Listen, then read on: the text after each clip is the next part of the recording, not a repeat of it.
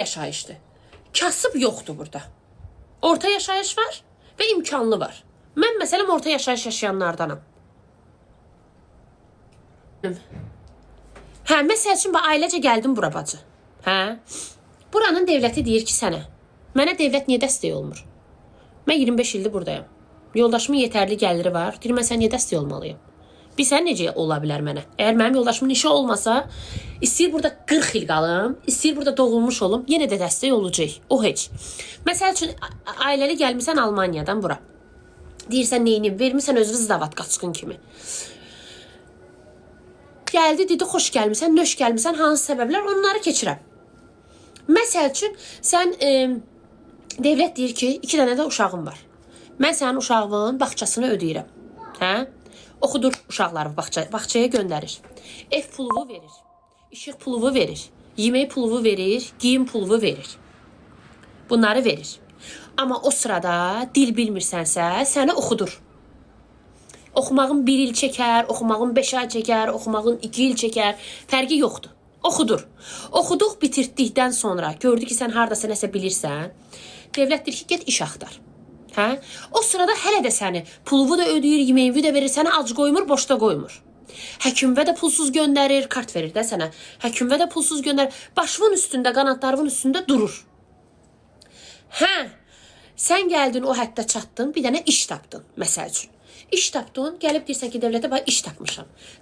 Sənə kömək eləyir. O sırada ki, sən əgər özün tapa bilmirsənsə, sənə kağızlar göndərir ki, bax, belə iş təklifləri var, götür yaz buralara.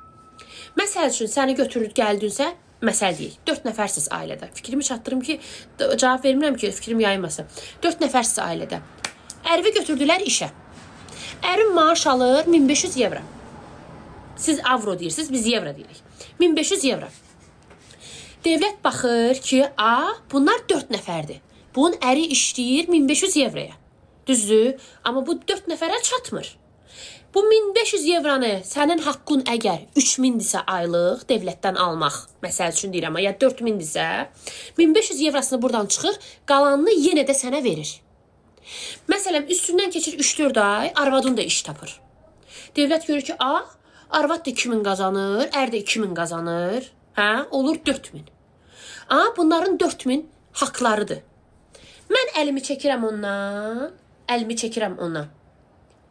Əlimi çəkirəm çünki qazancları yetərlidir 4000 evro. 4 başa yetərlidir. Məsəl deyirəm, mən 4000 evro. Yetərlidir. Amma sən uşaqlarını oxuyur, eləyir, ona heç kim heç nə demir. Onlar birdən-birə də qəflən ərin işini itirər. Heç nə olmaz. Devlət yenə gələcək tutur sənin qanadlarının boynundan. Deyir ki, kağız doldurursan da. Deyir, yenə mən sənə verirəm ev puluvudur, işıq puluvudur, yemək puluvudur, hər şeyi. Ta ki sən tezə iş tapana qədər.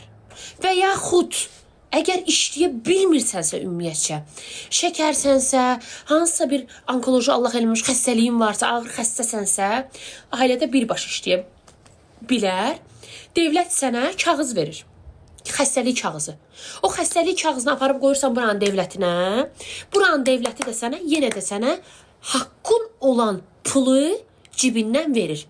Plus da bütün sənin həkimlərvi, bütün sənin müalicələrvi onları da verir. Fikrimi çatdıra bildim. Bir də ki, uşaq puluna isə gəlmişkən, uşaq pulu necədir?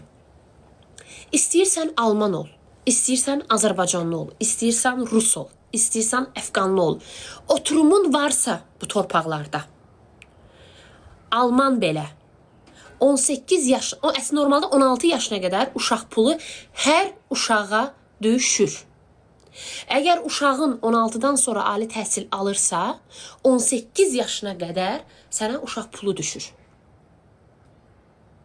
Yəni bu hamının haqqıdır. Oturumu olanlardan gedir söhbət. Hələ Azərbaycanlılar var ki, məsəl üçün və yaxud Ruslu, amma oturum ömürlüydü burada, Alman oturumudur. Yəni kartı ömürlüydü. Amma imtina eləməyib vətəndaşlığından deyib ki, mən Rus qalmaq istəyirəm. Mən yenə də Rusam, amma oturum burada ömürlüydü. O hamının haqqı var. Bir dənə də var ki, məsəl üçün ilk dəfə gəlirsənsə bura, köçürsənsə bura, ev meblidir, stoldur, stuldur, nə bilim, şkafdır, mukafdır, hamısını təmin eləyir. Gəlir, baxır, evin boşdursa, ilk şeyi təmin eləyir.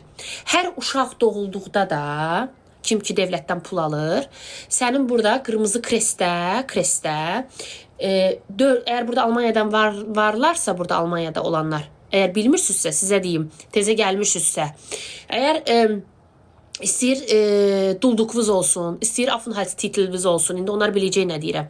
Onlardan varvızdırsa, hələ oturum almamısınızsa, amma burada yaşayış şeyiniz varsa və hamiləsizsə, sizə 4 aydan sonra 500-600 euroya yaxın qırmızı krestikdən pul almaq haqqınız var. Əlavə də buranın devlətindən. Ona bağlılığı yoxdur. Yəni, devlətdən alırsınız uşaq üçün, kalaska üçün, mebel üçün, zırt-cıpırt üçün. Əlavə də qırmızı krestdən gedib antraq qoyub, o haqqı siz tələb eləyə bilərsiniz. Çünki sizə düşür o. Onu da eləyə bilərsiniz. Arzum, Aycım. Məsəl üçün, bax, bir şey də var. Əgər burada var da tez Azərbaycanlar var ki, tezi köçüb, hələ bilmir çox şey. Gəlib Almaniya, yaşayır burada, hələ nə bilim, lagirdən çıxıb tezə evə köçüb. Əgər siz özünüzə iş tapmısınızsa və o iş prava tələb eləyirsə, o iş prava tələb eləyirsə, bir dənə həkimdən şeydən kağız alırsınız ki, iş yerindən. Mənim iş deyir ki, səni götürürəm işə, mənə onu belə eləyirlər. Mənə bir dənə prava, bir də maşın lazımdır. Maşın. Gedib götürür, o kağızı yazı sürətdə verir sənə ki, bəs mən səni işə götürürəm, sənə də fətrak verirəm, iş kağızı, iş izini verir, iş demək şey verirəm. Gedirsən devlətə, buranın devlətinə, job centerə gedirsən, gedib deyirsən ki, bax, bu mənim kağızım.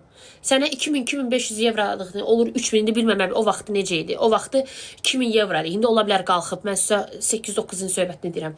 Sizə həm maşın pulu verir, həm də sizə pravazı oxutdurur. Müşkülürsünüz. Başa düşdünüz? Hə, sən hamısını göstərirsən, ona 3 dənə maşın kağızı qoyursan qabağına, maşın kağızı. Deyən görüm şey gəldi. Hə, 3 dənə maşın... olmadı. Qısa bir dəqiqə. Niyə belə oldu?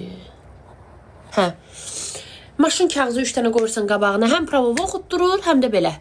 Müdür, necədir vəziyyət səhifədə? Ay, point, səhifəm çox pisdir. Nə olar ki, meylə də getmədi, uyarım.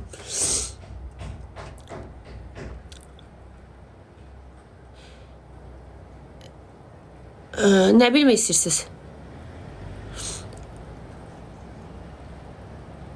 Qoy belə deyim də, finans olaraq, bax, bir dənə də onu deyim, bunu bəziləri bilmir və düşünür ki, bax, orada yazıb ki, biri çox gözəl devlətdir. O şey də düzdür. Amma siz soruşun görün, bu pulları, bu devlət hardan verir? O sualı verin mənə. Bir dənə verin, mən sizə cavabını verim.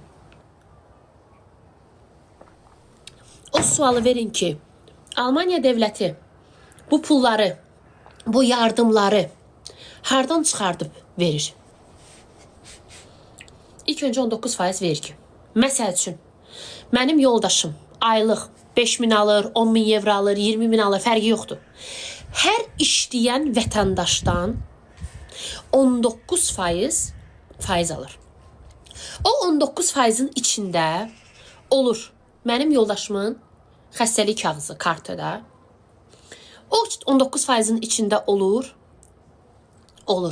Hansı ki, bu gəlmələr var, gəlirlər, yaşayırlar burada ya, devlət pulu ilə dolanırlar, ayaqlarının üstündə hələ tam dura bilmirlər, kömək eləyir sənə onlara ya. Bütün bunlardan toplanılan bu puldur. İndi gör burada, məsələn, bir dənə vəkil. Vəkil deyək ki, hakim. Hakimin qazancı deyək ki, 10.000 evro da aya. Onun 19% gör nə qədədir? O 19% götürür devlət, bütün gəlmələri dolandırır. Bütün gəlmələri ayaqlarının üstündə saxlayır. Başa düşdünüz? Yəni 1 milyon olduq. Canımsız az, çox sağ olun qızlar.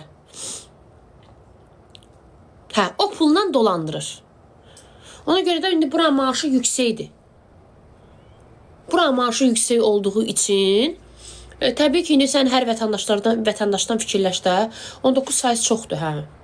Produkta biz marketdən zakaz şey alırıq. Məsələn, bizdə kartdan karta atın butikdə, nə bilim, neyniyim.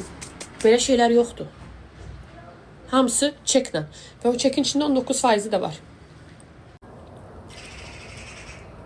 Tibb bacısının maaşı baxır necə tibb bacı. Yəni ən aşağısı tibb bacının maaşı 2500 var evro. Ən aşağısı. Əgər full time işləyirsə, polunu 170 saat, 176 saat, 2500'ü var evrosu. 5000 manata yaxın puldur. 2200, 2100 baxır da neçə ilin şeyidir, medstrasıdır, təzədir. Yəni o temalar da var. Yəni fərqlidir. Belə deyək də, ən aşağı maaş 13.50-dir saatı. 13 evro 50 qəpik. Əgər dəyişməyibsə, qıza dəyişikliyi var, mən biləni yoxdur.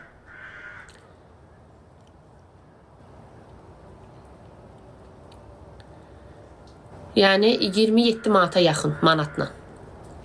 15.50-dir, hə, ola bilər.